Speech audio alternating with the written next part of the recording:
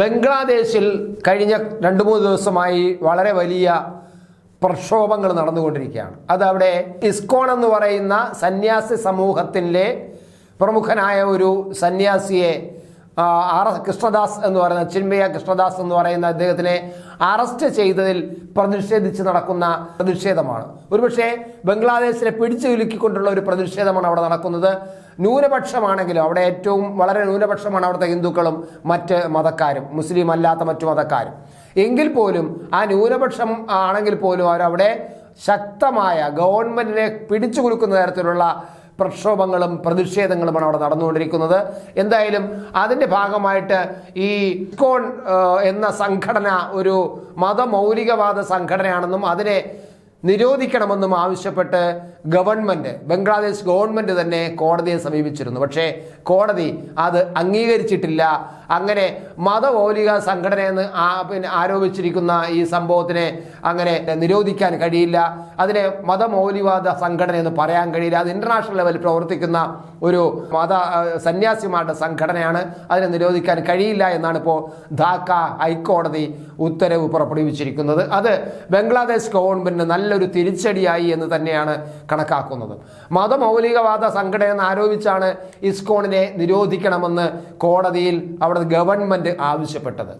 ഇസ്കോൺ ദേശ സുരക്ഷയ്ക്ക് ഭീഷണിയാണെന്നും ഹർജിയിൽ വാദം ഉയർത്തിയിരുന്നു. എന്നാൽ കോടതി ആവശ്യം നിരസിച്ചത് സർക്കാർ ഒത്താശയോടെ ന്യൂനപക്ഷങ്ങളെ ലക്ഷ്യമിട്ട് നടക്കുന്ന ഏകപക്ഷീയ നീക്കങ്ങൾക്ക് ശക്തമായ തിരിച്ചടിയായി എന്നാണ് ഇപ്പോൾ വിലയിരുത്തപ്പെടുന്നത്. പൊതുജനങ്ങളുടെ സുരക്ഷ ഉറപ്പുവരുത്തുന്നതിനും അവരുടെ ജീവനും സ്വത്തിനും സംരക്ഷിക്കുന്നതിനും ക്രമസമാധാനം ഉറപ്പാക്കുന്നതിലും സർക്കാർ പുലർത്തേണ്ട ജാഗ്രത വാദത്തിലുടനീളം കോടതി ഊന്നിപ്പറയുകയും ചെയ്തു. ഇസ്കോണുമായി ബന്ധപ്പെട്ട പരാതിയിൽ സ്വീകരിച്ച നടപടികൾ additional attorney general Aneesh R ഹബ്ബ്, deputy attorney general Muhammad Asad Uddin എന്നിവർ കോടതിയിൽ ബോധിപ്പിക്കുകയും ചെയ്തു.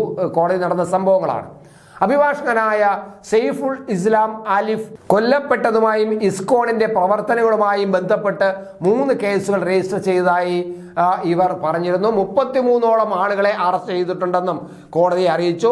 ഇസ്കോൺ രാജ്യസുരക്ഷയ്ക്ക് ഭീഷണിയാണെന്നും മൗലിക സംഘടനയാണെന്നും സമൂഹത്തിൽ മതസ്പർദ്ധ വളർത്തുകയാണെന്നും ഉൾപ്പെടെയുള്ള ആരോപണങ്ങളുമായി ധാക്ക ട്രിബ്യൂണൽ റിപ്പോർട്ട് പുറത്തുവിട്ടിരുന്നു. ഇതിന്റെ ചുവട് പിടിച്ചാണ് ഇസ്കോണിനെ ബംഗ്ലാദേശിൽ നിരോധിക്കാൻ ഗൂഢനീക്കം നടത്തിയത്. പക്ഷേ രാജ്യദ്രോഹ കുറ്റത്തിന് ബംഗ്ലാദേശ് സുരക്ഷാ സേന പിടികൂടിയ ഇസ്കോൺ പുരോഹിതൻ ചിന്മയ് കൃഷ്ണദാസിനെ വിട്ടയക്കണമെന്ന മുറവിളി ഉയരുന്നതിനിടെയാണ് ഇസ്കോണിനെ നിരോധിക്കണമെന്ന ആവശ്യം കോടതി തള്ളിയിരിക്കുന്നത്. അതുകൊണ്ട് തന്നെ അവിടെ നടക്കുന്ന പ്രക്ഷോഭങ്ങൾക്ക് ശരിവയ്ക്കുക കൂടിയാണ് അവിടുത്തെ കോടതി ചെയ്തിരിക്കുന്നത്.